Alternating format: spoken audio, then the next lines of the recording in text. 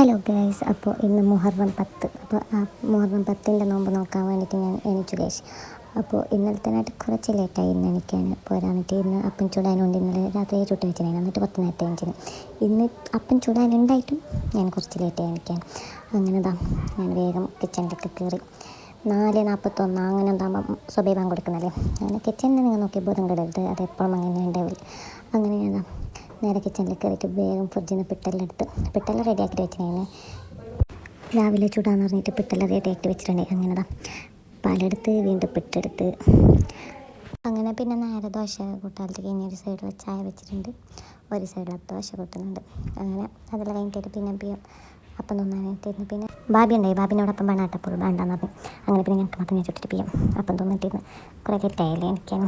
എന്നിട്ട് പിന്നെ അപ്പം എല്ലാം തൊട്ട് നേരെ റൂമിലേക്ക് പോയി. റൂമിൽ കുറച്ച് നേരം ബാങ്ക് കൊടുക്കോറും അങ്ങനെ ഇരുന്നു. ഇത് എൻ്റെ മാപ്പിളയും മോനും ഉറങ്ങുന്നുണ്ട്. പിന്നെ അവരുടെ ഡിസ്റ്റർബ് ആക്കാൻ പോയിട്ട് പിന്നെ നേരം വെളുത്ത് രാവിലത്തെ പണിയും കാര്യങ്ങളെല്ലാം ആയിട്ട് പിന്നെ മുന്തിക്കത്തേക്കുള്ള കറി ഉണ്ടാക്കുന്നതാണ് കേസത്. പിന്നെ ചിക്കൻ ഫ്രൈ ആക്കിയിട്ട് കറി വെക്കാനായിട്ട് ചിക്കൻ നേരത്തെ പെരക്കിരയിൽ വെച്ചിരുന്നു. അങ്ങനെ കറി വെക്കാനുണ്ട്, അപ്പം ചുടാനുണ്ട്, അങ്ങനത്തെ പണിയെല്ലാം ബാക്കിയുണ്ട്. പിന്നെ ഞാൻ ഇത് കുറച്ച് തക്കാളി പിന്നെ കാഷ്യൂ പിന്നെ ചെറിയുള്ളി അതെല്ലാം മിക്സ് കുറച്ച് അരച്ചിട്ട് വെച്ചിരുന്നു. ജാറിൽ മിക്സിൻ്റെ ജാറിൽ കുറച്ച് അരച്ചിട്ട് വെച്ചിരുന്നു. അങ്ങനെ ഞാനില്ലേ കറീൻ്റെ റെസിപ്പി ഫുള്ളായിട്ട് എന്തോ ഷെയർ ആക്കുന്നില്ല. എന്താണ് ഞാൻ ഫുൾ തിരക്കിലുള്ള, അപ്പോൾ ഫുള്ളായിട്ട് വീഡിയോ എടുക്കാനും കാണിക്കാനൊന്നും പറ്റില്ല. തിരക്കായിപ്പോയി. ദോശ ഇടാനും കറി വെക്കാനും അങ്ങനെയെല്ലാം തിരക്കായി. അങ്ങനെ ചിക്കൻ ഫ്രൈ ആക്കിയിട്ട് പിന്നെ കറിയെല്ലാം വെച്ച് ഉള്ളിയെല്ലാം മസാല എല്ലാം ആക്കി. എന്നിട്ട് മുളക് പൊടി പിന്നെ കുരുമുളക് പൊടി മല്ലിപ്പൊടി മഞ്ഞൾപ്പൊടി പേസ്റ്റ് അതെല്ലാം ഇട്ടിട്ട് മിക്സാക്കി, കുറച്ച് വെള്ളം ഒഴിച്ചിട്ട് മിക്സാക്കി. അപ്പോൾ ദോശയിൽ ഒരു സൈഡിൽ കത്തുന്നുണ്ട് കേസ്. അതിനെ കൊണ്ടാണ് ഈ ദോശേൻ്റെ അവസ്ഥ ഇങ്ങനെ ആയത്, കത്തുന്നത് കൊണ്ട്.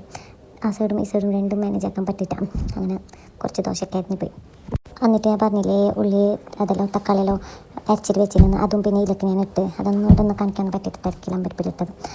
പിന്നെ അവിടെ കറി റെഡി ആയിക്കൊണ്ട് വരുന്നുണ്ട്. ഇനി നമുക്ക് കുറച്ച് ക്ലീനിങ് ബാക്കിയുണ്ട്. കുറച്ച് പാത്രമൊന്നും പറ്റി കഴിഞ്ഞാൽ ഇതിപ്പോൾ ആയ പാത്രം. അപ്പോൾ ഇതെല്ലാം കയറ്റി വെച്ചിട്ട് നമുക്ക് ഇടക്കറിയും റെഡി ആയി ഗൈസ്. അപ്പോൾ എൻ്റെ എല്ലാം പണിയും തീർന്നപ്പോൾ നോമ്പ് തുറക്കാനുള്ള സമയമായിക്കൊണ്ട് വന്നങ്ങനെ പിന്നെ നോമ്പ് തുറന്നപ്പോൾ അൽഹംദുലില്ലാഹ് ഇന്നത്തെ നോമ്പ്